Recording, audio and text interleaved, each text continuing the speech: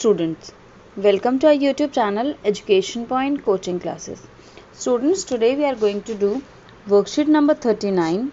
It is of subject English class 9 and dated 21st October 2021. And here students, for the name of the student and name of the class teacher, the space is provided to you.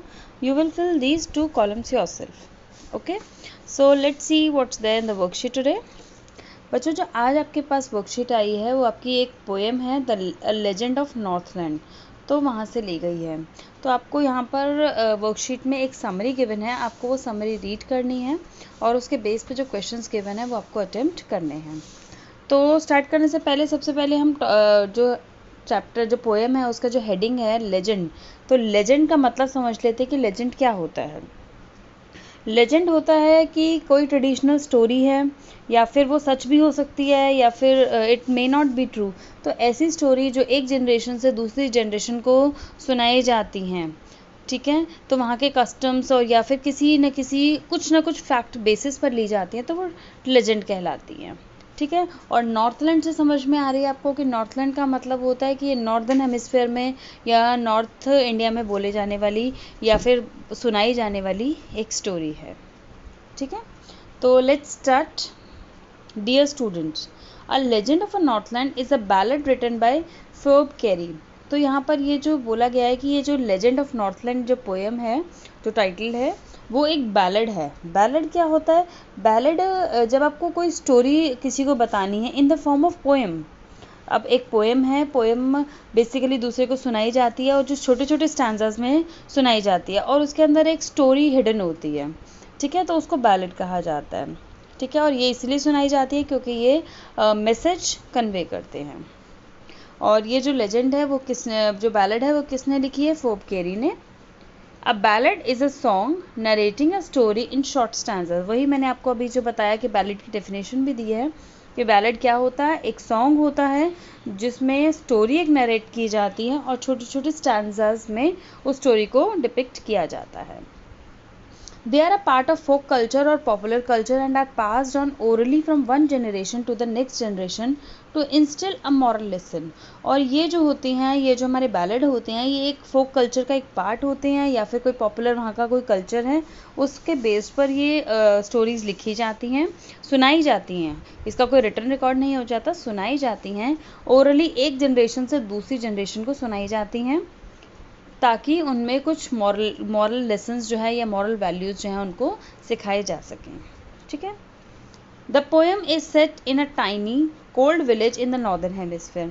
तो ये जो poem है उसकी setting क्या है? Setting है एक छोटा सा विलेज है और उसमें ठंड का समय है, नॉर्दर्न हेमिस्फीयर की बात है। It talks about a little woman who was punished by Saint Peter for refusing to give him any one of the cakes. तो ये जो स्टोरी है ये एक वुमन के बारे में है जिसको सेंट पीटर क्या करते हैं? पनिश करते हैं। क्यों करते हैं? क्योंकि वो लेडी, सेंट पीटर को बहुत ज़्यादा भूख लगी है और जो लेडी है वो बहुत ही ग्रीडी है, बहुत ही सेल्फिश है, तो वो सेंट पीटर को खाने के लिए कुछ भी नहीं देना चाहती और जो भी केक उसको देती है वो उसको लगता है कि बहुत बड़ा है, इसीलिए वो केक को छोटा सा बना देती है। तो वो उसको क्या करते हैं? उसको पनिश करते हैं उस लेडी को। In the story Saint Peter reaches the cottage of a tiny woman after travelling around the world. तो यहाँ पर बोला गया कि जो सेंट पीटर है वो बहुत जगह जो घूम कर आए हैं, वो ट्रैवलर हैं, वो एक लिटिल वुमन के कॉटेज के सामने आकर खड़े होते हैं। He was very tired and hungry. वो बहुत ही थके हुए भी हैं और हंग्री भी हैं, उनको बहुत ज़्यादा भूख लगी है। He was almost fainting due to hunger. और ऐसा लग रहा है कि जैसे वो भूख के कारण अभी बेहोश से हो जाएंगे। Saint Peter asked her to give him one cake, but the little woman's greed and selfishness did not allow her to do so। तो सेंट पीटर उस लेडी को कहते हैं उसके पास जाकर कि मुझे एक केक का पीस दे दो, क्योंकि उस समय लेडी जो है केक बना रही होती है, तो वो उससे केक का पीस मांगते हैं कि उन्हें बहुत भूख लग रही है। लेकिन जो लेडी है वो बहुत ही ज़्यादा ग्रीडी है, सेल्फिश है, वो केक देने से मना कर देती है। While baking the smallest and the thinnest of the cakes, she felt that the cake was too big to give away for free। और वो कहती है कि मैं इतनी मेहनत से केक बना रही हूँ तो मैं किसी को फ्री में क्यों दूँ। तो वो क्या करती है, जो केक्स ऑलरेडी बने हुए हैं उनमें से कोई केक नहीं देती, न्यू फ्रेश केक उसको बनाकर देती है, और उसका जो डो लेती है वो बहुत ही छोटा लेती है और बिल्कुल थिनेस्ट, जैसे वेफर की तरह होता है पतला सा, तो पतला सा डो उसको रोल करके केक बनाकर देती है। और उस केक के पीस को देने के लिए भी उसका मन नहीं है, क्योंकि वो सोच रही है कि मैं इसको भी क्यों दूं फ्री में। The behaviour of the woman provokes Saint Peter who curses her and changes her into a woodpecker. तो ये जो बिहेवियर है वुमन का, वो सेंट पीटर को प्रोवोक करता है, उत्तेजित करता है कि वो उसको कर्स करे या श्राप दे, and changes her into a woodpecker. और इस बिहेवियर की वजह से वो सेंट पीटर जो हैं वो उस लेडी को वुडपेकर में कन्वर्ट कर देते हैं। Saint Peter teaches a lesson to all humans that we must not miserly and stingy। और सेंट पीटर की ये स्टोरी, ये जो हमारे को ये मॉरल वैल्यू देती है, ये मॉरल लेसन देती हैं कि सभी ह्यूमंस को अगर उनके पास कुछ शेयर करने के लिए है तो हमें करना चाहिए, हमें इतना ज़्यादा माइजरली नहीं होना चाहिए, कंजूस नहीं होना चाहिए और स्टिंगी नहीं होना चाहिए। इसीलिए हमें जो भी हमारे पास है हमें किसी के सबके साथ शेयर करना चाहिए। ठीक है, Thus the legend teaches us not to be greedy। और ये legend हमें सिखाती है कि हमें greedy नहीं होना, and that what we should possess the qualities of kindness and empathy। We must help the needy if we are capable of doing so। और हमारे पास जो काइंडनेस की और एम्पैथी की जो क्वालिटीज़ होनी चाहिए, काइंडनेस होता है दया होनी चाहिए, और एम्पैथी यानी कि सामने वाले पर्सन की फीलिंग्स को आप शेयर कर सको या फिर उसको अंडरस्टैंड कर सकते हो, सिंपैथेटिक नेचर होना चाहिए आपका। ठीक है, और हमें किसी भी नीडी की हेल्प करनी चाहिए अगर हम केपेबल हैं, अगर हम उस पर्सन की हेल्प कर सकते हैं, अगर गॉड ने हमें इतना एफिशिएंट बनाया है तो हमें सामने वाले पर्सन की हेल्प ज़रूर करनी चाहिए। ठीक है, तो अभी आपने छोटी सी समरी पढ़ ली है और इसके बेस पे कुछ क्वेश्चन आंसर्स गिवन है वो देख लेते हैं।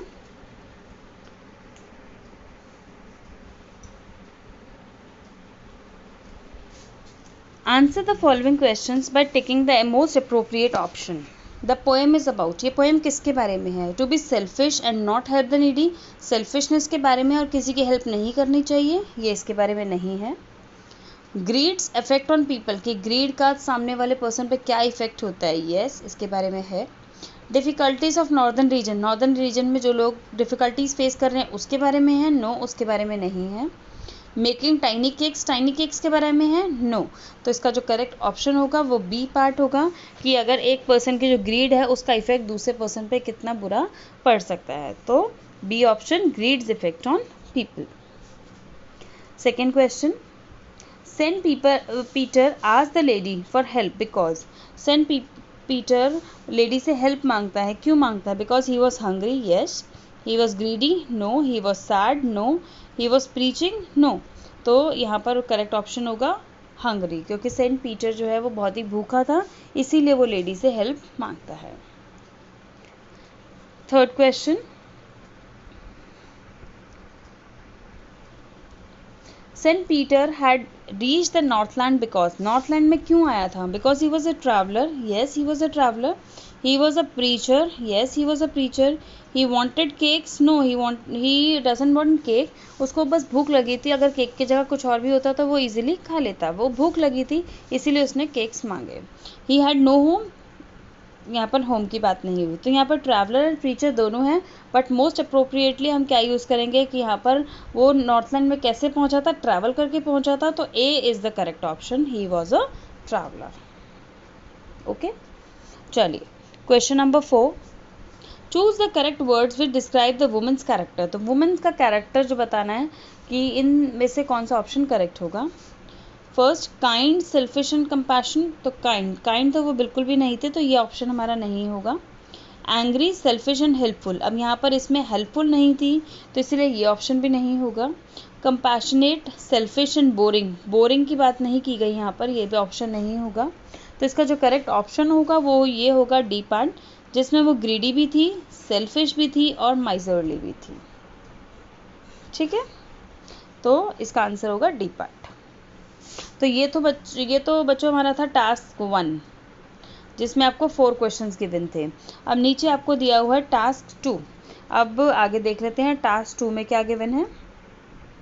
If the woman knew she was baking cake for St. Peter, do you think she would have behaved differently? Why? अगर ये वुमन को पता होता कि वो जो केक बना रही है वो सेंट पीटर के लिए बना रही है, तो उसका जो बिहेवियर है वो डिफरेंट होता? No, the old lady would not have been so ungenerous if she had known who Saint Peter really was. तो यहाँ पर क्वेश्चन में बोला गया है कि जो ओल्ड लेडी है वो इतनी अनजेनरस नहीं होती, जनरस होता है काइंड, लेकिन इतनी अनकाइंड नहीं होती अगर उसको ये पता होता कि वो सेंट पीटर है और सेंट पीटर कौन है.